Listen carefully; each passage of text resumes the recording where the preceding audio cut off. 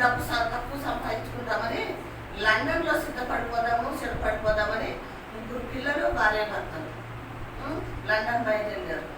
మొత్తం కుటుంబం కూడా కూలిపోయింది. లోకంలో సంపాదించుకోగలిగారా? ఉండగలిగారా? ఏది లేదు. అందుకే సంపాదించుకోండి. 6 రోజులు చేసుకోమన్నాడు. 6 రోజులు నువ్వు రాత్రులు పగలు పని చేసుకో. ప్రభు కూడా చెప్పాడు 6 రోజులు పని చేసుకో. ఒక్క రోజు నాకు ఇవ్వండి అని చెప్పాడు ప్రభు. ఒకే ఒక్క రోజు మన నుంచి కోరుకుంటున్నాడు. సమయానికి ఎక్కడ మనం వచ్చి ప్రార్థిస్తున్నాం, సమయానికి వచ్చి ఎక్కడ ఆరాధిస్తున్నాం ప్రభుని, అది మీకు తెలుసు. పద్దాకా చెప్పక్కర్లేదు. ఏమ్మా పద్దాకా చెప్పడానికి మీరేమన్నా మతిమరుకోడా? మీకు తెలియదా? దయచేసి మరి సమయాన్ని దొంగిలించొద్దు. సమయాన్ని దొంగిలించొద్దని దేవుడి ప్రకటన మనం చేస్తున్నాను. చూడండి, వాక్యంలోకి వెళ్దాం. ఏప్రిల్కి రాసిన పత్రిక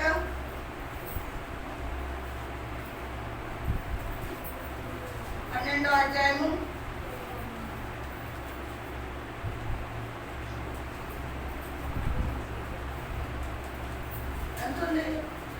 40 నిమిషాలు కూడా లేదా.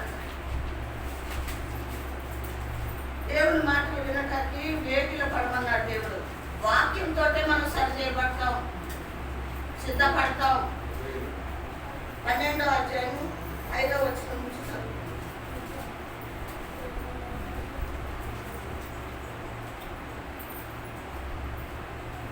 నా కుమారుడా, ప్రభు చేయు శిక్షను రుణాకరించము. చాలండి, చిన్న ప్రార్థన చేసుకుందాం. కళ్ళలో వంచండి, ప్రార్థన చేసుకుందాం. దయగల తండ్రి, ప్రేమగల దేవ, పరిశుద్ధుడా యేసయ్యా, మీకు వందనాలు. దినమంతట్లోనైనా, ఈ వారం అంతట్లో కాచి కాపాడి ఈ పునర్ధాన దినంలో నాయన మాకు ఇచ్చినందుకు స్తోత్రం.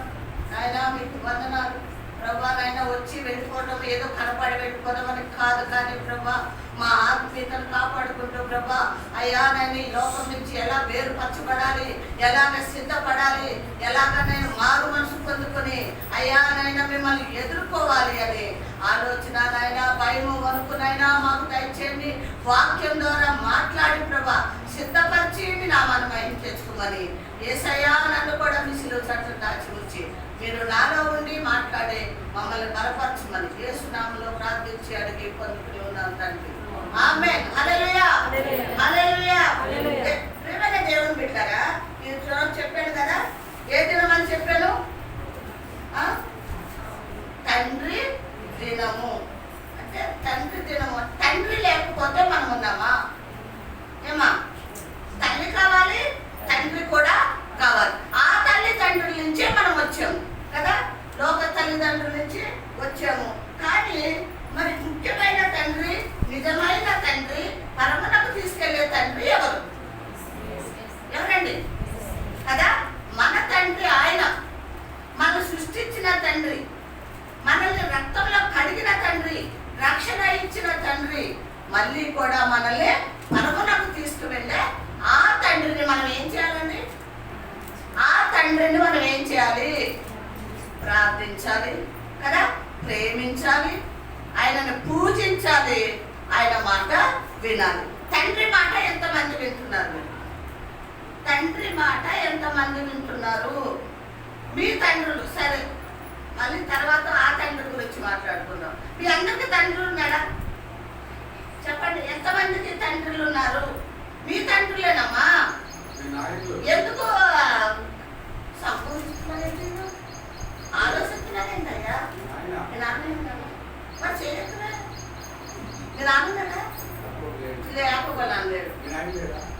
ఇంకా మీ నాన్నన్నాడా? మీ నాన్నన్నాడా? ఇంకా ఇంకా అరే మీ నాయన లేడా? మీ నాన్నలు మిమ్మల్ని కని పెంచి చదివించి లేదా పెద్దోళ్ళు చేసి పెళ్ళిళ్ళు చేసి మీకు ఒక జీవితం ఇచ్చాడా ఇవ్వలేదు కదండి? పెళ్ళిళ్ళు చేసి అత్తవారింటికి పంపించాడు.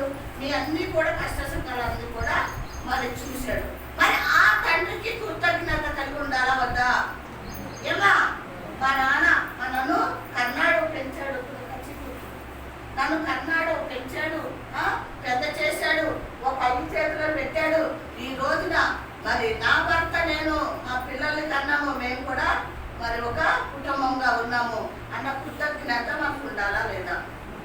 ఏమండి మన తండ్రి బాధ్యత తీసుకున్నాడు కాబట్టి మన అవసరతలు అక్కడ తీర్చారు కాబట్టి మనల్ని ప్రేమించిన తండ్రి తప్పు చేస్తే ఏం చేస్తాడు?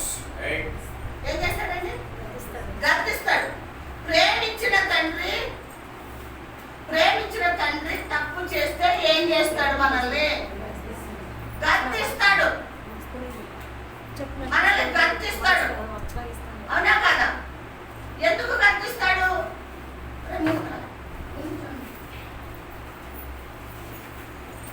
ఎందుకు గర్దిస్తాడు మనల్ని?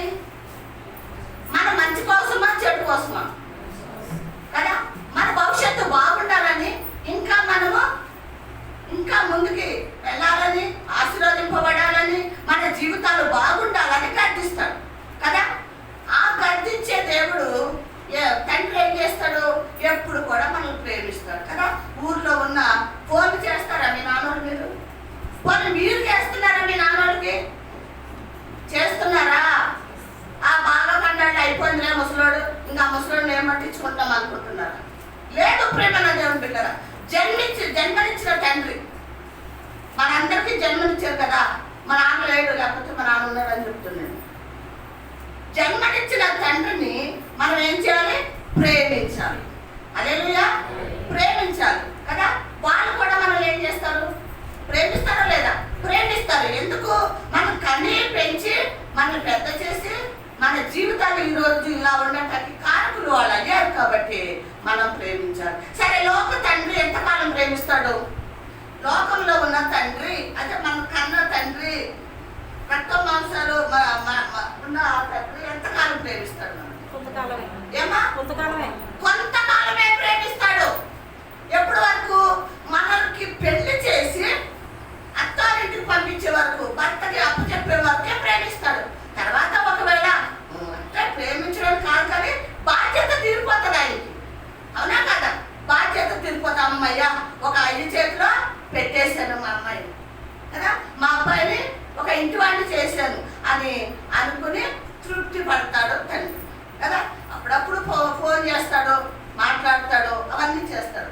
అయితే ఆయన బాధ్యత అయిపోయింది కదా అని మనము వదిలిపెట్టకూడదు, విడిచిపెట్టకూడదు. ఆయన బాధ్యత అయిపోయింది కదా, ఇప్పుడు మన బాధ్యత ఉంది. చాలా జాగ్రత్తగా గుర్తుపెట్టుకోండి బిడ్డలారా. ఇప్పుడు మన బాధ్యత ఉంది. ఎందుకో తెలుసా? వాళ్ళు వృద్ధాప్యంలోకి వచ్చేసారు కాబట్టి, మనల్ని కన్నారు కాబట్టి వాళ్ళ బాధ్యత మనకుంది. మనం వాళ్ళని చూడాలి.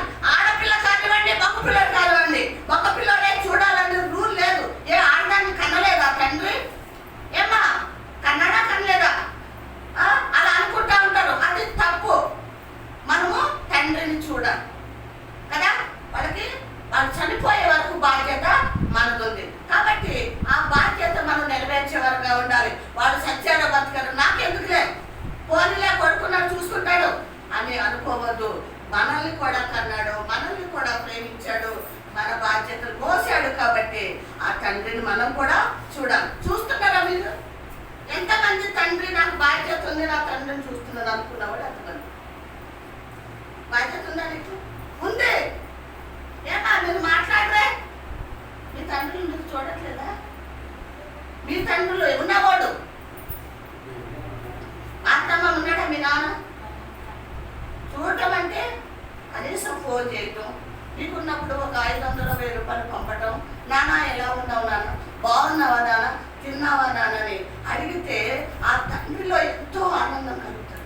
కాబట్టి ఇప్పుడు మన దేవుని బిడ్డలారా, ఈరోజు చేద్దాం. ఈరోజు ఎందుకు తండ్రులు గుర్తు చేసుకున్నాము? ఈరోజు తండ్రుల దినము. వాళ్ళని ప్రేమించాలి, వాళ్ళని సన్మానించాలి, వాళ్ళని గణపరచాలి అనే దినము. సరే, మన పరమ తండ్రి దగ్గరికి వస్తే విడిచిపెడతాడా? బాధ్యత తీరిపోయిందని ఊరుకుంటాడా? ఊరుకోడు. ఆయన ఊరుకోడు. ఎప్పుడు వరకు ఉంటాడో తెలుసా? ఇక్కడి నుంచి మళ్ళీ మనల్ని అక్కడ తీసుకెళ్ళి యుగ యుగాలు కూడా మనతో ఉండే ఆ తండ్రి. గట్టిగా చెప్పినటువంటి ఆ తండ్రి, నీ తండ్రి కొంతకాలమే బాధ్యత తీర్చుకొని ఆయన పక్కకు వెళ్ళిపోతాడు. అది దేవుడే చెప్పాడు కాబట్టి నీ బిడ్డ బాధ్యత తీరిపోయిందా, నీ కుమారుడు బాధ్యత తీరిపోయిందా, సరే మంచిది. కానీ మన పరమ తండ్రి బాధ్యత తీరదు.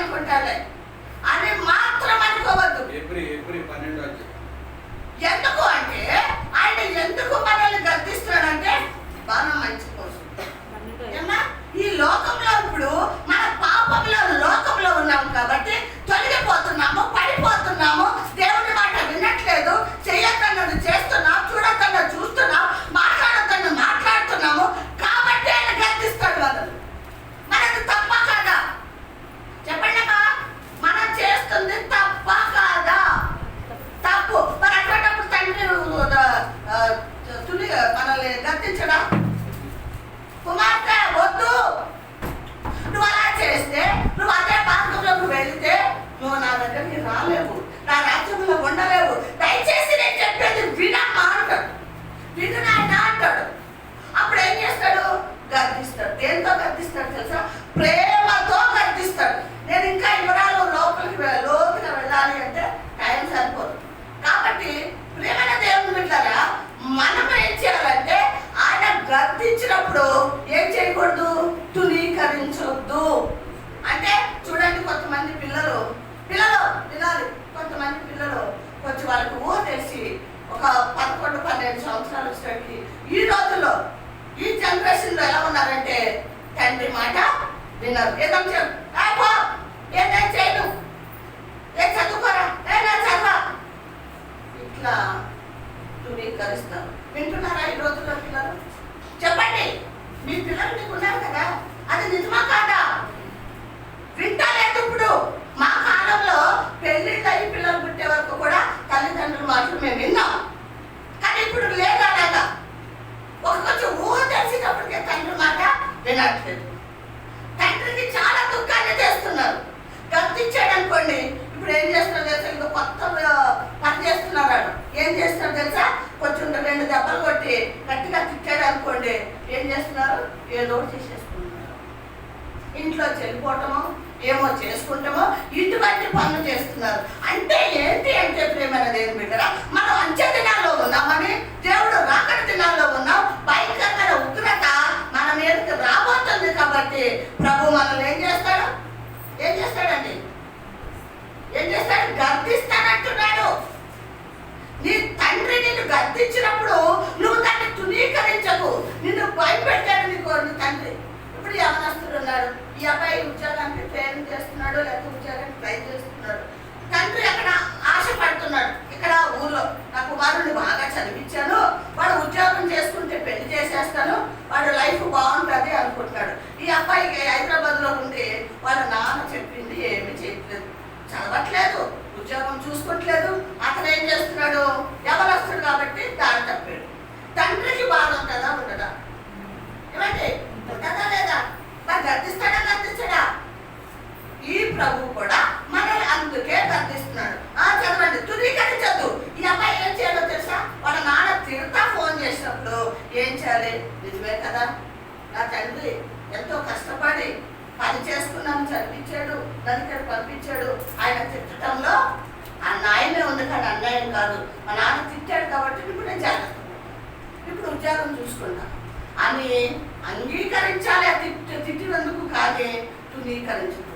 అంగీకరించాలా వద్దా? ఏం చేయకు?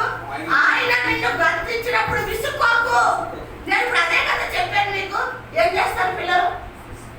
ఏ పోక, ఏ పని అయినా నేను చెయ్య అని విసుక్కుంటూ ఉండవు. విసుకొద్దు అన్నాడు మన పరమ తండ్రి. ఏమన్నాడంటే విసుకొద్దు. చదవండి.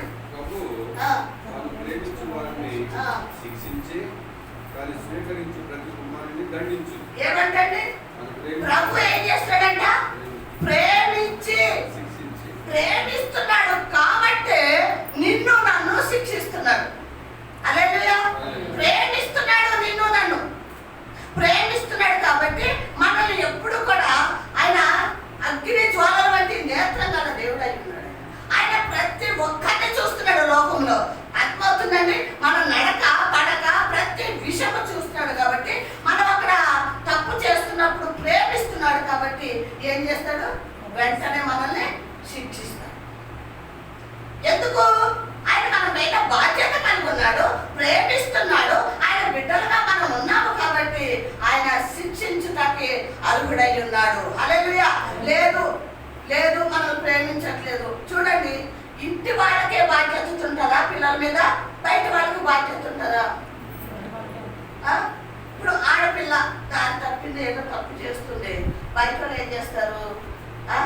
నాకెందుకు లేదు, వాళ్ళ పిల్ల అట్లా పోయింది, వాళ్ళ పిల్ల ఇట్లా పోయింది, వాళ్ళ కొడుకు తాగేసి తిరుగుతున్నాడు అని చెప్పుకుంటానే కానీ, నలుగురు అమ్మనక్కలు నలుగురు అయ్యలు చెప్పుకుంటానే కానీ బాధ్యత తీసుకొని నాయన వాళ్ళ చేయకూడదురా, తప్పురా, తాగకురా, తిరగకురా, మీ నాన్న మాట వినురా అని చెప్తావా? చెప్పము. ఎందుకు? మనకు బాధ్యత లేదు, మన పిల్లలు కాదు. ఆడపిల్ల అయినప్పుడు కూడా మనం చెప్పం.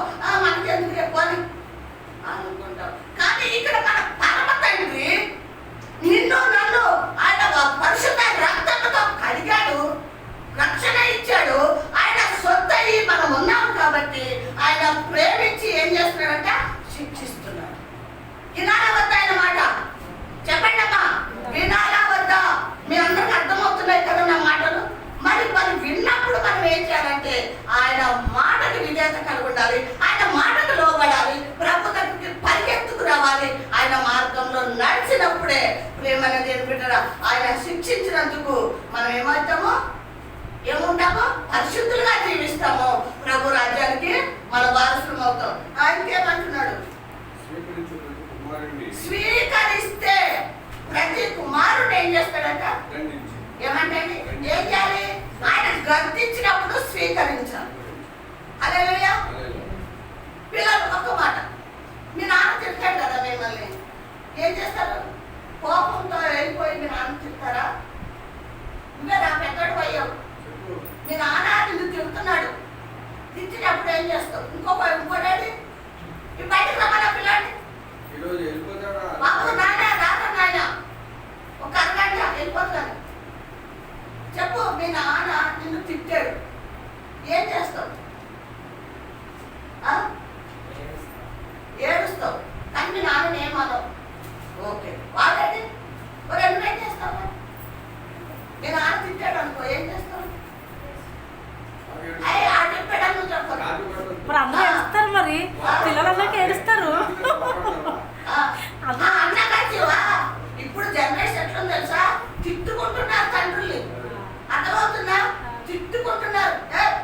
వీడు పద్దాకనం చేస్తూ ఉంటాడు, వీడు తాగిపోతాడు, లేదా కొడతా ఉంటాడు అనే స్వభావము ఈ రోజుల్లో పిల్లలకు ఉంది. అమ్మని కొట్టాడు లేడు, సారీ ఊర్లో ఉన్నాడు కదా వాడు ఎందుకు ఇస్తాడా? మీ ఆయన మాట వింటాడా? అందరూ ఎందుకు అడుగుతారమ్మా? నాకు అర్థం కాదు. ఒకే పాట పాడుతున్నారు అందరూ. ఏమన్నాడు అలా? ఏమన్నాడు? ప్రేమని దేవుని పెట్టారా? సరే, వాళ్ళకి అంత వయసు రాలేదు కాబట్టి ఏడుస్తున్నారు. మరి మనం ఏం చేయాలి? స్వీకరించాలా లేక మనం కూడా ఏద్దామా? ఒకటి, పిల్లలు చెప్పినట్టు ఏడవాలి. దేన్ని బట్టి ఏడవాలి? నేను తప్పు చేశాను, నేను పాపం చేశాను, దేవుని మాట వినలేదు కాబట్టి ఆయన నన్ను శిక్షించాడు, నేను స్వీకరిస్తా, నా తండ్రి మాటలు నేను స్వీకరిస్తా అని మనం సరి చేసుకోవాలి, సిద్ధపడాలి, ప్రభు దగ్గరికి పరిగెత్తుకుని రావాలి. ఎందుకో తెలుసా? ఈ పాపపు లోకము నుంచి నిన్ను నన్ను తీసుకువెళ్ళటానికి ప్రభు త్వరగా రానయ్యున్నాడు. హల్లెలూయా. ఈ రోజున మనం సజీవులతో ఉన్నాము అంటే దేవుడు మనల్ని ఎంతగానో ప్రేమిస్తున్నాడా లేదా? ప్రేమిస్తున్నాడు కాబట్టి మనల్ని శిక్షిస్తూ, గర్దిస్తూ, భయపెట్టిస్తూ, వాక్యంతో మనల్ని సరిచేయడానికి ఆయన ప్రయాసపడుతున్నాడు. కానీ మన మీదకి ఉగ్రత రావాలని, మన మీద అగ్ని రావాలని, మనం చచ్చిపోవాలని ఆయన కోరుకుంటాడు. మరి అటువంటి తండ్రిని నువ్వేం చేయాలి? ఆ తండ్రి పట్ల నువ్వు ఎట్లా ఉండాలి? ఎప్పుడు చూడు కిందన్న వాటినే వెతుక్కుంటా ఉంటాం, కిందన్న వాటినే చూస్తూ ఉంటాం. సంపాదన, ఆశలు, కోరికలు, ఆలోచనలు, తలంపులు ఇన్ని ఉన్నాయి మనకి. అయినా ఆయన ఇంకా ప్రేమిస్తుంది. మనం ఆయన తట్టు తిరగాలి కదా. ఆయన మనల్ని అంతా ప్రేమిస్తున్నప్పుడు మరి నువ్వెందుకు ప్రేమించావు, నేనెందుకు ప్రేమించను ఆయన్ని? చదవండి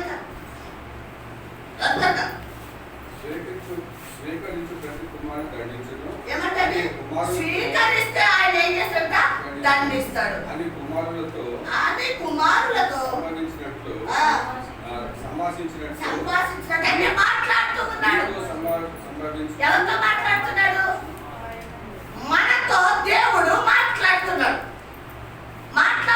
ప్రేమనేది ఏం పెట్టారా? మనం సరి చేయాలని చూస్తున్నాడు, మనం సిద్ధపరచాలని మనతో మాట్లాడుతున్నాడు. మనం ఆయన మాట ఎంతగానో వింటున్నాం. మనం వినడానికి మన హృదయము ఎక్కడ త్వరపడుతుంది, ఎక్కడ మన చెవులు తెరుచుకుని వింటున్నాము లేదే.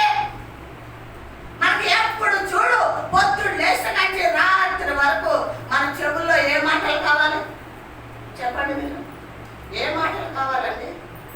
లోకపు మాటలు కదా. మరి దేవుని స్వరం విందాం, దేవుని మాట విందాం. ఆయన మాట్లాడటానికి సిద్ధంగా ఉన్నాడు. ఆయన ఆకాశం నుంచి తొంగి చూస్తున్నాడు, నాతో నీతో మాట్లాడాలనుకుంటున్నాడు. అని ఆయన మాటలు మనం ఎక్కడ వింటున్నాం? ఏమో ఇంకేమంటారు చూడండి. ఏమాట ఆయన హెచ్చరిస్తూ ఉన్నాడు. మనల్ని మనం ఏం చేస్తున్నామంట? మర్చిపోదు. మర్చిపోతున్నారా, గుర్తు చేసుకుంటారా? అమ్మా చెప్పండి. మర్చిపోతున్నారా, గుర్తు చేసుకుంటున్నారా? ఏంటి ఆయన మాటలు? అమ్మా ఏం మాట్లాడాడు? ఏం మర్చిపోయామ్మా చెప్పండి. ఏం మాట్లాడుతున్నాడు? ఏమి మర్చిపోయాము? ఆయన హెచ్చరిస్తున్నారు కదా మనకి. ఎక్కడ మనం మర్చిపోయాము అంటున్నాడు. ఏం మర్చిపోయాము? మీకు ఏమైనా గుర్తున్నాయా? ఏం మాట్లాడతాడు జీవ ఆయన? ఆయన గతించినప్పుడు స్వీకరించాలి. ఆ, స్వీకరిస్తే ఏం మాట్లాడతాడు? ఏ విషయంలో గర్తిస్తాడు మనం? ప్రతి విషయంలో గతిస్తాడు. ప్రతి విషయంలో గతిస్తాడు. గర్తిస్తాడు కదా.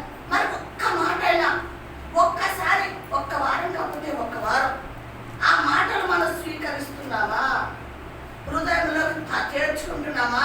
ఈ రోజు ప్రభు నాతోటే మాట్లాడాడు. మీకు ఎన్నోసార్లు చెప్పాను నేను, ఇక నిలబడ్డ సంపూర్ణ నథింగ్, జీరో. మాట్లాడేది ప్రభువు. హల్లెలూయా. ప్రభు మాట్లాడుతూ ఉన్నాడు, నాతో మాట్లాడుతున్నాడు, నీతో మాట్లాడుతున్నాడు. మనం ఎక్కడ స్వీకరిస్తున్నాం చెప్పండి? స్వీకరించట్లేదు. ఏదో వచ్చామా, గంటగా కూర్చున్నామా, 1 గంట కూర్చున్నారో వెళ్ళిపోతాం. ఇట్లా చేస్తుంటే ఆ తండ్రిని మనం ఎంతగా గాయపరుస్తున్నామండి. గాయపరుస్తున్నాం. ఇంకా ఏమంటున్నాడు? శిక్ష ఫలము పొందుటకై మీరు సహించుచున్నారు. ఏమంటండి? శిక్ష ఫలం పొందుటకై మీరు సహించుచున్నారు. చాలండి. చూడండి, మన పైన 4 లైన్లు మనం చదువుకున్నాం. అక్కడ ఏముంది? నేను శిక్షిస్తున్నాను, మిమ్మల్ని గర్దిస్తున్నాను అని చెప్పాడు. అయితే ఇక్కడ ఇప్పుడు ఈ మాట ఏం చెప్తున్నాడంటే, మీరు శిక్షా ఫలమును మీరు ఏం చేయాలనుకుంటున్నారు? శిక్షా ఫలమును మీరు సహిస్తూ ఇంకా దేవుడు కుమారులనుగా మిమ్మల్ని చూస్తున్నాడు. ఏమంటే శిక్షను మీరు సహిస్తున్నారు కాబట్టి మిమ్మల్ని ఎలా చూస్తున్నాడు తండ్రి? కుమారులుగా చూస్తున్నాడు. మిమ్మల్ని చూస్తున్నాడు. మనం ఎప్పుడైతే మనం సహించి, నా తండ్రి నన్ను గర్దిస్తున్నాడు, నా తండ్రి నాకు బుద్ధి చెప్తున్నాడు, నా తండ్రి నాతో మాట్లాడుతున్నాడు అని ఎప్పుడైతే నువ్వు ఆ మాటలు నువ్వు స్వీకరించి, నువ్వు ఆ మాటల్ని సంతోషంతో నువ్వు హృదయంలో ఆహ్వానించి, నిజమే నా తండ్రి ఈ రోజు గర్దించాడు, ఈ రోజు ఈ విధంగా మాట్లాడాడు నా కోసమే, నేను మారటాకే, నేను బుద్ధి తెచ్చుకుంటాకే, నేను రక్షణ కాపాడుకుంటాకే మాట్లాడాడు అన్నప్పుడు ఆ తండ్రి ఏం చేస్తున్నాడు? ఆ తండ్రి స్వీకరిస్తున్నాడు. ఎలాగా? కుమారులుగా స్వీకరిస్తున్నాడు. ఎప్పుడైతే మనం గర్తింపుకు లోపడతామో ఆయన ఏం చేస్తాడో తెలుసా? కుమారులుగా కుమార్తెలుగా ఆయన స్వీకరిస్తాడు. అంటే చేర్చుకుంటాడు. ఇప్పుడు పిల్లోడిని కొడతామండి, పిల్లోడిని కొడతాం, వాడు బాగా ఏడుస్తున్నాడు, బాగా ఎందుకని ఇక్కడ వదిలేస్తామా? వదిలిపెట్టాడు ఆ తండ్రి. వచ్చి ఒక 2-3 నిమిషాలు ఏడ్చిన తర్వాత వాడిని మళ్ళీ ఏం చేస్తాడు? దగ్గరికి తీసుకొని హత్తుకుంటాడు. ఎందుకు? అదే తండ్రి ప్రేమ అంటే. ముందు శిక్షించాడు, వాడు తప్పు చేశాడని, తర్వాత ఏం చేశాడు? ఆయన స్వీకరించాడు. తండ్రి మాట వినేవారుగా ఉండాలి అని దేవుని వాక్యం చదివిస్తుంది. ప్రియమైన దేవుని బిడ్డలారా, మీ పిల్లల మాట వింటుందేమో, చిన్ననాటి నుంచే పెద్దం పట్టుకో పెద్దం, బుద్ధి చెప్పు, భయం పెట్టు. పెద్దవాడు అయ్యాక వాడు తొలగిపోడు. ఎక్కడి నుంచి? దేవుని మందిరం నుంచి, దేవుని మాట నుంచి వాడు తొలగిపోడు అని వాక్యం చెప్తుంది. కాబట్టి మనము చాలా తండ్రికి భయపడి మనము శిక్షకి లోబడే వారంగా ఉండాలి. ఇంకా మాట్లాడండి. తండ్రి శిక్షింపని కుమారుడు ఎవడు? తండ్రి శిక్షింపని కుమారుడు ఎవడు? కుమారులు అయిన వారందరూ శిక్షలో పాల్గొంటున్నారు. ఏమంటే తండ్రి శిక్షించని కుమారులు ఎవడాడు? చదవండి. కుమారులైన వారందరూ శిక్షలో పాల్గొంటున్నారు. ఏమంటే ఏ తండ్రి అయితే, నేను ఇప్పుడే చెప్పాను మీకు, తండ్రి కుమారుడు శిక్షించకపోతే శిక్షకి ఏమైపోతున్నారు? వాళ్ళు పాలు పొందుతున్నారు. అంటే శిక్షలో వాళ్ళు పతనమైపోతున్నారు. ఎందుకు? తల్లి కానీ తండ్రి కానీ భయం పెట్టట్లేదు. వాళ్ళు ఆడపిల్ల కానివ్వండి, మగపిల్లడు కానివ్వండి. ఇప్పుడు వాడు తప్పో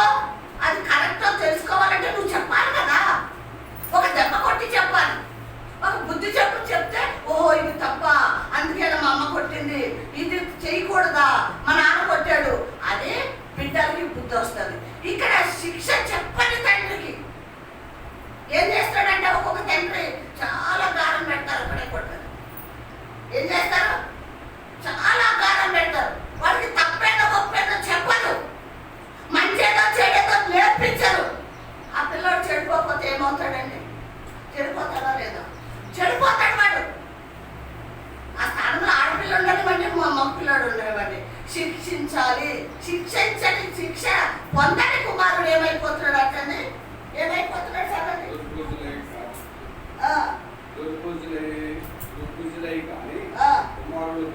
ఏమంటే దుర్బుద్ధులై పోతారు. అంటే దుర్బుద్ధులు అంటే అంటే అర్థం అంటే ఏంటంటే వాళ్ళు వీడుంటారు కదండి, పెళ్లి అంటే వేషధారులు, పెళ్లి కాని వాళ్ళు పిల్లలు కంటే ఏమంటారు?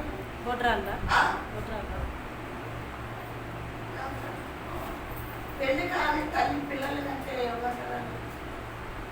పెళ్లి కాకుండా తల్లి అవుతాయి. వేష అంటారు కదా, వేష పిల్లలండి.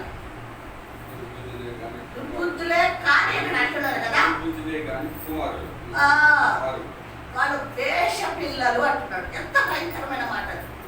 ఏ పిల్లలు, ఏ పిల్లల్ని ఈ విధంగా పోల్చాడు దేవుడు అంటే, ఏ తల్లి అయినా ఏ తండ్రి అయినా పిల్లలకి భయం చెప్పకపోతే, దేవుని మార్గంలో లేదా తల్లిదండ్రులు భయభక్తులతో పెరగకపోతే వాళ్ళు వేష పిల్లలు అంటున్నారు. చూడండి, నిజంగా ప్రభు మరి చాలా జ్ఞానవంతుడు కదా, దేవుడు జ్ఞానమై ఉన్నాడు కదా.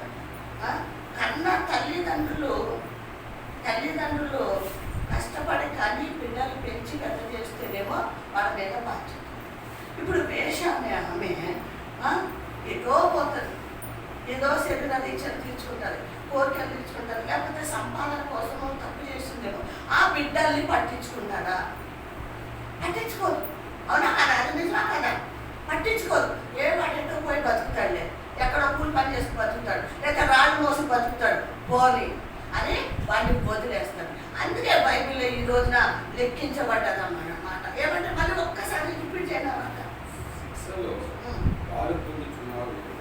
మీరు పొందని ఎడల దుర్బుద్ధులే కానీ కుమారులు కాదు. దుర్బుద్ధులే కానీ కుమారులు కారు అంటే తండ్రికి కుమారులు కారు. వాళ్ళు ఆ భాష ఏంటి అంటే వాళ్ళు వ్యభిచారుల వేషధారుల కుమారులు అని అక్కడ ప్రభు తేటగా చెప్తున్నాడు. కాబట్టి మన బిడ్డలు అలా ఉండకూడదు, మనం అలా ఉండకూడదు. దేవునికి హల్లెలూయా. మనం అలా ఉండకూడదు, వేషలుగా ఉండకూడదు. మనము అర్థమవుతుందా? వేషలుగా మనం ఉండద్దు. దేవుని గద్దింపుకి మనము లోబడాలి. ఈ రోజు ఏ రోజు? ఫాదర్స్ డే అంటే తండ్రి రోజు. ఇవాళ తండ్రి బిడ్డల పట్ల తీసుకుంటున్న బాధ్యత, తండ్రి తీసుకుంటున్న భయము బిడ్డల పట్ల ఆయన చూపిస్తూ ఉన్నాడు. బిడ్డలు తండ్రిని ఎలా ప్రేమిస్తున్నారు గొప్పగా చూద్దాము. మలాకి కాదు, ఒక్క 15-20 నిమిషాల్లో ముగిస్తాను. నేను మీరే భయపడకండి, నేను ముగించేస్తాను. మలాకి 3వ అధ్యాయం, అలాగే 3వ అధ్యాయం, మొదటి నుంచి చదవండి. ఇదిగో నాకు ముందుగా మార్గం సిద్ధపరచుటకై నేను నా దూతను పంపుతున్నాను. ఏమంటే ఇక్కడ ప్రభు మనతో మాట్లాడుతున్నాడు, లేదా మన తండ్రి మాట్లాడుతున్నాడు. ఇదిగో నాకు ముందుగా నా దూతని పంపిస్తున్నాను. ఎందుకు? మార్గము సిద్ధపరచటానికి. హల్లెలూయా, హల్లెలూయా. మార్గము సిద్ధపరచటానికి నా దూతను ముందుగా పంపిస్తున్నాను. ఎక్కడ పంపిస్తున్నాను? మందిరంలోకి లేదా మీ దగ్గరికి పంపిస్తున్నానని ప్రభు మనతో తేటగా మాట్లాడుతున్నాడు. అంటే ప్రియమైన దేవుని బిడ్డలారా, ప్రభు మన దగ్గరికి రాకముందు ఆయన దూత లోకానికి వచ్చాడు. ఎందుకో తెలుసా? వాక్యం ద్వారా మనల్ని సిద్ధపరచడానికి, మనల్ని రక్తంతో కడగటానికి ప్రభు రాకముందు ఆయన దూత వచ్చింది. ఆ దూత ఎవరు అంటే యోహాను. హల్లెలూయా. బాప్తిసం ఇచ్చే యోహాన్ని మొదటగా పంపించాడు ప్రభు. అంటే ప్రేమించి పంపించాడా? ప్రేమ లేకుండా పంపించాడా? కదా? మనల్ని ప్రేమించాడు కాబట్టి పాప లోకంలో మనం ఉన్నామని ఆయనకి తెలుసు కాబట్టి ఆ చీకటి నుంచి మనం విడిపించడానికి మనం ఏంటి ఆ పాప లోకం నుంచి మనం విడిపించబడటానికి దూతను మొదటగా పంపించాడు. ఆ తర్వాత ఆయన వచ్చాడు, అవునా కదా? దూతను పంపించాడు, తర్వాత ప్రభు వచ్చాడు, ఆయన బాప్తిసం తీసుకున్నాడు, మనకి ఏం చేశాడు? రక్తంతో మనకు కడిగేశాడు, రక్షణ మనకిచ్చాడు. మరి చూడండి, అది మనం ఇంకా ఎక్కువగా మనం ధ్యానించలేము. యెషయా గ్రంథము ప్రేమించాడు కాబట్టి ఆయన దూతను ముందు పంపించాడు. అర్థమవుతుందండి? యెషయా గ్రంథము 53వ అధ్యాయం 6వ వచనం చదవండి. దేవుడి చిత్తమైతే మరొకసారి క్లియర్గా మనం ధ్యానిద్దాం. మనమందరము గొర్రెల వలె త్రోవ తప్పిపోతుంది, మనలో ప్రతివాడును తనకిష్టమైన త్రోవ తొలగేది. చాలండి, ప్రేమైన దేవుని బిడ్డరా, ఇక్కడ మనం చూసుకుంటే ప్రభు వచ్చాడు. ముందు ఎవరు వచ్చారు? దూతలు పంపించాడు కదా మనం సిద్ధపరచడానికి. తర్వాత ఎవరు వచ్చారు? ప్రభు వచ్చాడు. ప్రభు వచ్చిన తర్వాత మాట్లాడే మాటలు ఇవి, యేసయ్య మాట్లాడే మాటలు. ఏమంటున్నాడంటే, వీడు ఏం చేస్తున్నాడంట? వీడు ఏం చేస్తున్నారు? మనం ఎవరమంట? గొర్రెలము కదండి. గొర్రెల వలె వీళ్ళు ఏం చేస్తున్నారు? త్రోవ తప్పిపోతున్నారు. నిజమే ప్రేమల దేవుని బిడ్డరా, ఈ రోజు మనం జ్ఞాపకం చేసుకుంటే మనము గొర్రెల వలె త్రోవ తప్పిపోతున్నాం. ఆయన మరి మనకి చూపించిన మార్గాన్ని మనం వెళ్ళట్లేదు, కానీ ఆయన చెప్పింది మనం వినట్లేదు, కానీ ఆయన ఏది చేయమన్నాడో అది చెయ్యట్లేదు, కానీ త్రోవ తప్పిపోతున్నాము. నిజమే ప్రేమల దేవుని బిడ్డరా, మరి 6 సంవత్సరాల క్రితము సంఘం అంతా నిండిపోయి అక్కడ కూర్చునేవారు. సంఘం అంతా నిండిపోయి అక్కడ కూర్చునేవారు. ఇప్పుడు ఏంట్రా అంటే, వాళ్ళ చుట్టూ తిరిగి ఫోన్లు చేసి ఇలా కారు వేసుకెళ్ళిన వాళ్ళు ఎంతో నిర్లక్ష్యంగా ఉండి రాలేకపోతున్నారు. మరి వీళ్ళు లోకంలోకి తొలగిపోయారా లేదా? ఈ సంఘ గొర్రెలు లోకంలోకి తొలగిపోయారా లేదా? సంఘం నుంచి, ప్రభు మార్గంలో నుంచి తొలగిపోయారా లేదా? తొలగిపోయారు. ఇప్పుడు 2-3 కుటుంబాలు ఊర్లలో ఉన్నాయి. చాలా మంది వెళ్ళిపోయారు, పతనమైపోయారు. దేవుని మాట కాదని దేవుడిని విడిచిపెట్టి వెళ్ళిపోయారు. వాళ్ళ జీవితాలు చాలా భయంకరంగా ఉన్నాయి, చాలా భయంకరంగా ఉన్నాయి ప్రియమైన దేవుని బిడ్డరా. కాబట్టి మనము ఆయన మార్గము విడిచి తొలగిపోకుండా ఉండాలి అని ఈ రోజు ప్రభు మనతో మాట్లాడుతున్నారు. వాళ్ళు ఏం చేస్తున్నారంట? గొర్రెల వలె వాళ్ళు త్రోవ తప్పిపోయారు. చదవండి ఇంకా. మనమందరం గొర్రెల వలె త్రోవ తప్పిపోతుంది, మనలో ప్రతివాడును తనకిష్టమైన త్రోవ. ఏమంటే మనలో ప్రతి వాడు కూడా మనకి ఇష్టమైన దారిలో మనం వెళ్ళిపోతాం. ఏమా అవునా కదా? అవునా కాదా? ఏ ఒక్కరు కూడా ఇది దేవుని మాట, ఇది దేవుడు చెప్పాడు కాబట్టి నేను చెయ్యాలి, లేకపోతే వినాలి, వెళ్ళాలి అని ఏ ఒక్కరం కూడా అనుకుంటలేదు. మన ఇష్టానుసారంగా మనం వెళ్ళిపోతాం. ఎవరి ఇష్టం కాదు. ఆదివారాలే వస్తాయి, ఇల్లు చూసుకుంటాం. ఆదివారాలు వస్తాయి, ఊర్లు వెళ్ళటం. ఆదివారాలు వస్తాయి, చుట్టాలు వస్తారు. ఇవన్నీ చేస్తున్నప్పుడు నువ్వు దేవుడు చెప్పిన మార్గంలో నడుస్తున్నావా? నేను నడుస్తున్నానా? అంతే కదా, మనకి ఇష్టమైన దారిలో వెళ్ళిపోతున్నాం. కానీ నా ప్రభు దినం ఈ రోజు, నా ప్రభు దగ్గరికి నేను వెళ్ళాలి, సమయానికి వెళ్ళాలి, ఆయన్ని ప్రార్థించాలి, ఆయన మాట నేను వింటే నాకు మంచిది, శ్రేష్టము. ఆయన మాట వింట ఏంటంట? శ్రేష్టము.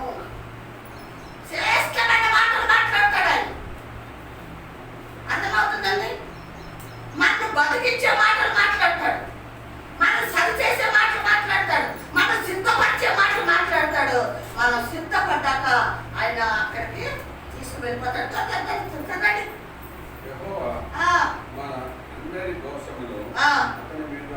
ఏమంటే మనం అందరం త్రోవ తప్పిపోయాం కాబట్టి, మనకి ఇష్టానుసారమైన దారిలో మనం వెళ్ళిపోయాం కాబట్టి ఆయన మన కోసం ఏం చేశాడంట? ఏం చేశాడు? అందరి దోషం గురించి మనమందరము దోషం చేసి, పాపము చేసి మనము తొలగిపోయి ఉన్నాం కాబట్టి మన కోసం ఏం చేశాడంట? మన దోషము కుమారుని మీద పోపాడు. అంటే ప్రభు ప్రేమించి ఆయన మన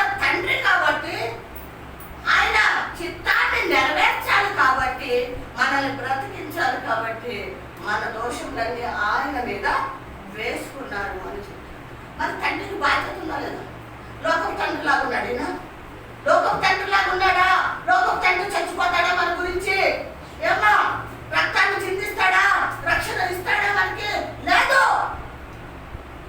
ఈ తండ్రికి బాధ్యత, ఈ తండ్రికి బాధ్యత ఉంది. మూడోదిగా చూడండి, యోహాను సువార్త 14వ అధ్యాయం 6వ వచనం.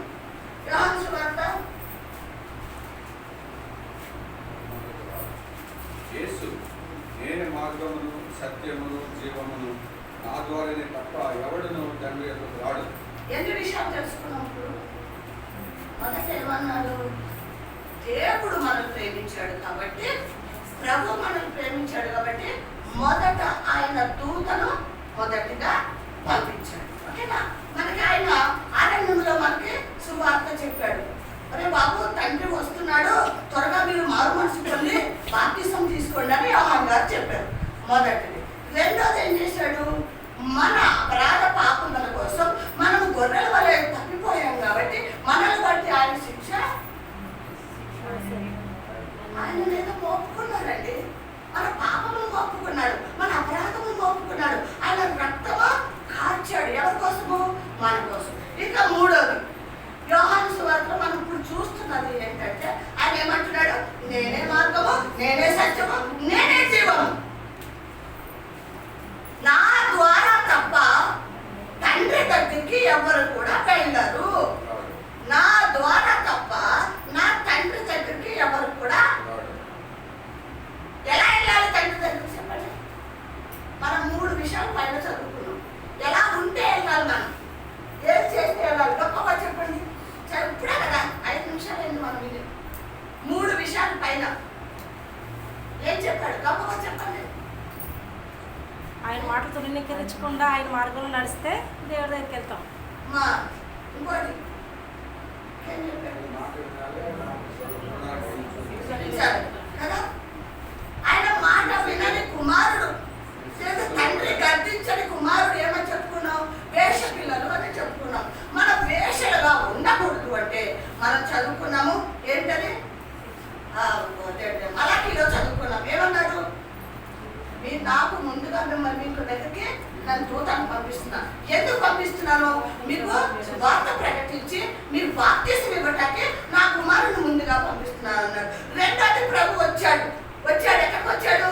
మన దగ్గరికి వచ్చాడు. సిలువ పోయేటానికి సిద్ధపడుతున్న సమయంలో మనకి చెప్పిన మాట, మీరు గొర్రెల వలె తప్పిపోయారు కాబట్టి మీ శిక్షను నేను భరిస్తున్నాను. ఇప్పుడేం చెప్తున్నాడు? నేను మార్గమై ఉన్నాను. నేనే మార్గము, నేనే సత్యము, నేనే జీవమై ఉన్నాను. నా ద్వారా తప్ప ఎవరు కూడా ఎవరు కూడా రారు అన్నాడు. ప్రేమల దేవుని బిడ్డలారా, ఆయనే మార్గమై ఉన్నాడు, ఆయనే సత్యమై జీవమై ఉన్నాడు కాబట్టి ఆయన ద్వారానే పరలోక రాజ్యం చేరుతాము. పైన విన్న ఈ 3-4 మాటలు మనం ఎప్పుడైతే ఆయన మాట విని ఆయన శిక్షకు మనం విధేయత కలిగి మనం దాన్ని స్వీకరించి ఎప్పుడైతే ఆయన మార్గంలోకి వెళ్ళటానికి మనం లోకం నుంచి వేరుపరచబడాలి, పాపం నుంచి వేరుపరచబడాలి, అపవాదాన్ని జయించాలి, లోకమును జయించి అప్పుడు మనల్ని ఆయన తీసుకువెళ్తానని చెప్తున్నాడు. ఇంకొక మాట చదువుకున్నాం. ఎలాగైతే ఎలా వెళ్తాం? మార్గము సత్యము జీవమై ఆయన ఉన్నాడు కదా. ఓకే, మరి ఇంక లాస్ట్ మాట నేను చెప్పి మరి ముగించి ప్రార్థన చేసుకున్నాం. లూకాసు వార్త 21వ అధ్యాయం. లూకాసు వార్త 21వ అధ్యాయం. నేను త్వరగా వెళ్ళిపోతున్నాను, కంప్లీట్ చేయట్లేదు ఎందుకంటే టైం లేదు కాబట్టి.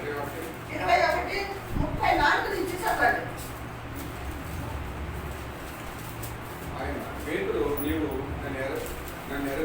లూకాసు వార్త 21వ అధ్యాయం 34 నుంచి. మీ హృదయంలో దిగులు వలనను, మత్తు వలనను, ఐక విచారం వలనను, అందంగా ఉన్నందున చాలండి. 4 విషయాలు చెప్పండి. మీ హృదయంలో ఒకవేళ చెప్పండి, మరి అందరం చెప్తామమ్మా. నీ హృదయంలో ఒకవేళ తిండి వలన, మత్తు వలన, ఐక విచారం వలన మందముగా ఉన్నామేమో. చాలండి. తర్వాత కఠిన ఎదురుగాలి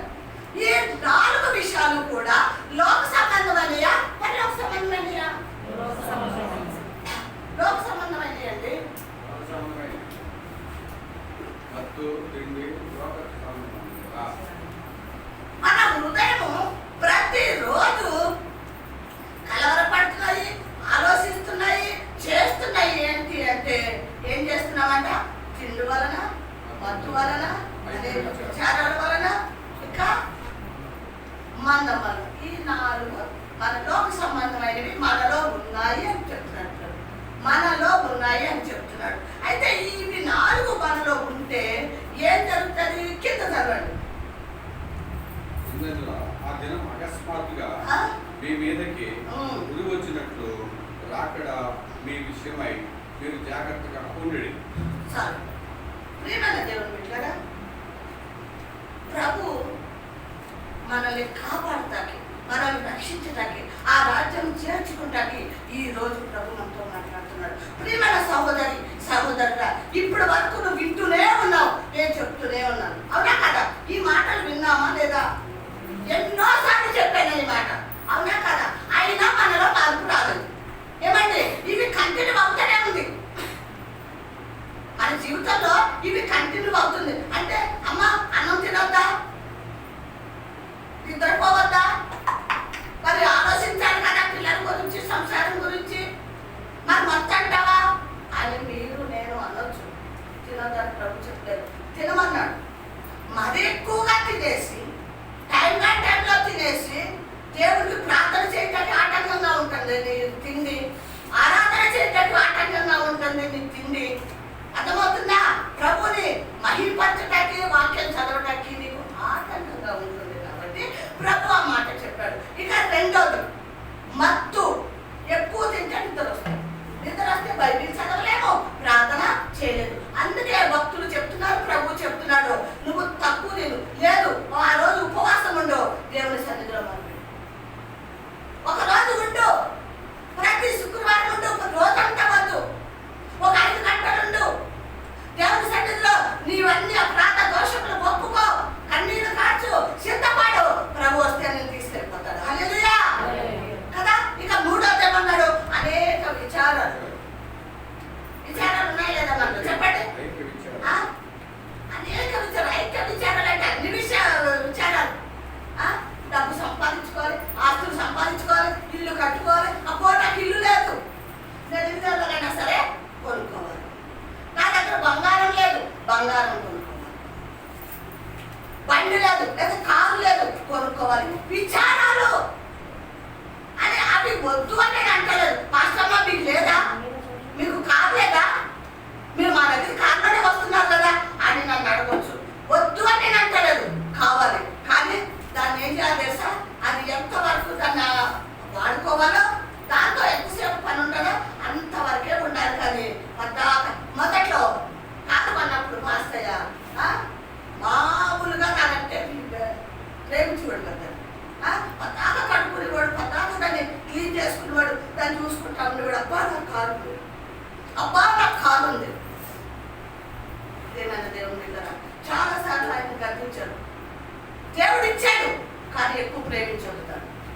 మన అవసరం తీర్చడానికి ఇచ్చాడు, అంతేగాని ప్రభు కంటే దేవుని కూడా ప్రేమించొద్దు అన్నాడు. అబ్రహాము కుమారుడు ప్రేమించాడు. కుమారుడు ఏమన్నాడు?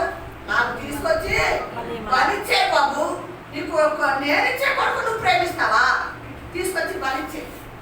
దేవుని కూడా ప్రేమించదు. ప్రియమైన దేవుని బిడ్డలారా, నేను ప్రభు నామానికి మహిమార్థంగా చెప్తున్నా, దేవుని కూడా నేను ప్రేమించను. ఆనాడు నుంచి ఈనాడు కూడా నేను దేవుని కూడా ప్రేమించను. ప్రభు ఇచ్చాడా? ఆఖరికి చిన్న ఒక బ్లౌజ్ ఇచ్చిన, ఒక 500 చీర ఇచ్చిన ప్రభుకి కృతజ్ఞతలు చెల్లించి అప్పుడు దాన్ని నేను ధరించడానికి ఇష్టపడతాను. ఎందుకు అంటే మన తండ్రి గొప్పది మన దగ్గర ఏమీ లేవు కదా. నాది అంటాము, నీకెక్కడి నుంచి వచ్చింది? దేవుడు ఇవ్వకుండా మనకు వచ్చిందా? లేదు కదా. దాన్ని బట్టి మనం విచారాలు కలగక్కర్లేదు. ఒక మాట ఉంది, నువ్వు చెప్తే టైం సరిపోతుందా చదవాలంటే. ఏమన్నాడు? నీకు అన్నపానము ఉంటే చాలు అన్నాడు. లోకంలో ఏముండాలంట? అన్నపానము, చిన్న గృహము కావాలి, అది చాలు అంటున్నాడు. ఎందుకు? ఇందాక మనం యోహాను సువార్తలో మనం చదివాము. ఏమన్నాడు? నేను తండ్రి దగ్గరికి వెళ్తున్నాను, నీకు నివాసాలు సిద్ధపరచడానికి వెళ్తున్నాను అన్నాడు. యేసయ్య చెప్పింది అబద్ధమా? అబద్ధం కాదు కదా. యేసయ్య చెప్పింది అబద్ధము కాదు. పుయ్యకండి ఒక్క నిమిషం. అబద్ధం కాదు, నిజం చెప్పాడు. మరి ఈ మట్టి గోడలే నువ్వు ఇష్టపడతావా? దీని గురించి ఆలోచన కలుగుంటావా? లేదు, నా తండ్రి నన్ను ప్రేమిస్తున్నాడు, ఆయన రక్తం నాలో ఉంది కాబట్టి ఆయన సొత్తుని, ఆయన బిడ్డని నాకు ఏమి ఉంచుతున్నాడు అక్కడ? నివాసములు సిద్ధపరచడానికి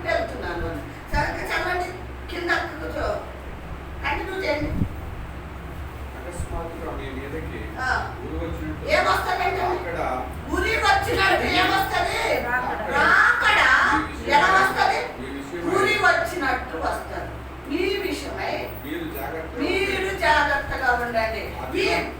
ఈ 4 కూడా మనం విడిచిపెట్టేసి, సరే కానిచ్చాడా, బంగారం ఇచ్చాడా, ఇల్లు ఇచ్చాడా, ఆహారం చక్క, నేను మటన్ అన్నా లేకపోతే బిర్యానీ అన్నా తిన్నప్పుడు ప్రభా ఇంత మంచి నాకు భోజనం ఇచ్చావు, మీకు వందనాలు, కృతజ్ఞత కలిగి ఉండాలి. కానీ దాన్నే ప్రేమించద్దు, దేన్ని కూడా మనము ప్రేమించడం. అందుకే అన్నాడు అకస్మాత్తుగా మీ మీదకి ఉరి వచ్చినట్టు అన్నారు, అక్కడ వస్తుంది.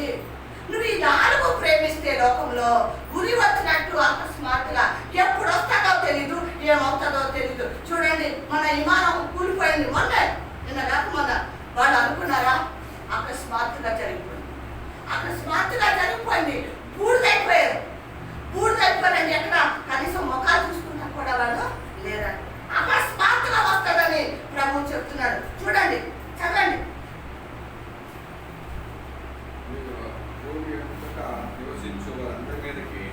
భూమి అంతటా నివసించు వారు ఏమొస్తారంటే, ఈ భూమి మీద మనం ఎంత లక్షల కోట్ల మంది ఉన్నామో వాళ్ళందరి మీదకి అకస్మాత్తుగా ఏమొస్తుంది? ఉరి వస్తుంది. ఉరి అంటే మరణము. అయితే మనం ఏం చేయాలి? చదవండి. కాబట్టి మీరు జరగబోవు వీటి నెలను అర్థించుకుని మనిషి కుమారుని ఎదుట నిలబడుటకు శక్తి గల వారు ఉన్నట్టు ఎల్లప్పుడూ ప్రార్థన చేయొచ్చు, మెలకుగా ఉండడని చెప్పాను. చాలండి. ప్రియమైన దేవుని బిడ్డలారా, ఇప్పుడు ఇవి జరగబోయే వాటిని అన్నిటిని బట్టి మనం ఏం చేయాలంటే జాగ్రత్త పడాలి. మొదట ఏం చేయాలి? వినాలి. ఇప్పుడు మనం అందరం వింటానికి వచ్చాం కదండి. దేవుడు ఏం మాట్లాడతాడో, నన్ను ఎక్కడ సరి చేస్తాడో, ఎక్కడ నేను శుద్ధి చేసుకోవాలో అని మనం విని అది సిద్ధపడటానికి ప్రభు ఇక్కడ తీసుకొచ్చాడు మనల్ని. ఏమంటున్నాడు? ఇవి జరగబోతున్నవన్నీ కూడా మీరు విన్నారు కదా బిడ్డలారా, వీటిని బట్టి మీరు జాగ్రత్త పడండి. ఏంటి జాగ్రత్త? ఆ ఉరి మీ మీదకి రాకుండా సిద్ధపడండి. ఈ ఉరి మన మీదకి రాకుండా మనం ఏం చేయాలి? సిద్ధపడటమే కాదు, జాగ్రత్త పడటమే కాదు, కానీ ఏం చేయను ఏమన్నాడు? మీరు మెలకువగా ఉండి ప్రార్థన చేయండి. మెలకువగా ఉండి ఏం చేయాలి? ప్రార్థన శక్తిని పొందుకొని ఆయన వచ్చినప్పుడు ఆయన ఎదుట నిలబడే వారంగా ఉండాలి. హల్లెలూయా! ఆయన ఎదుట మనం నిలబడే వారంగా మనం సిద్ధపడాలని ఈ రోజు ప్రభు చెప్తున్నాడు. ప్రియమైన దేవుని బిడ్డలారా, అకస్మాత్తుగా గురి వస్తుంది. మనం ఈ లోకంలోనే, ఈ పాపంలోనే, ఈ సంపాదనలోనే తింటా తాగుతా నిద్రతో ఉంటామేమో, సడన్ గా వచ్చేస్తాడు. ఎవరు గురి వస్తుంది, ప్రభు కూడా వచ్చేస్తాడు. మనం సిద్ధపడకపోతే మనల్ని విడిచి వెళ్ళిపోతాడు. దయచేసి మరి అలా ఉండకుండా మనం ఏమన్నాడు? మెలకుగా ఉండండి, ప్రార్థన చేసుకోండి. మెలకుగా ఉండండి, ప్రార్థన చేసుకోండి అని ఆయన ఎదుట నిలబడే వారంగా ఉందాం బిడ్డలారా. మరి ఏ మాట కూడా నిర్లక్ష్యంగా విడిచిపెట్టదు. ఆయన గద్దింపు లోబడి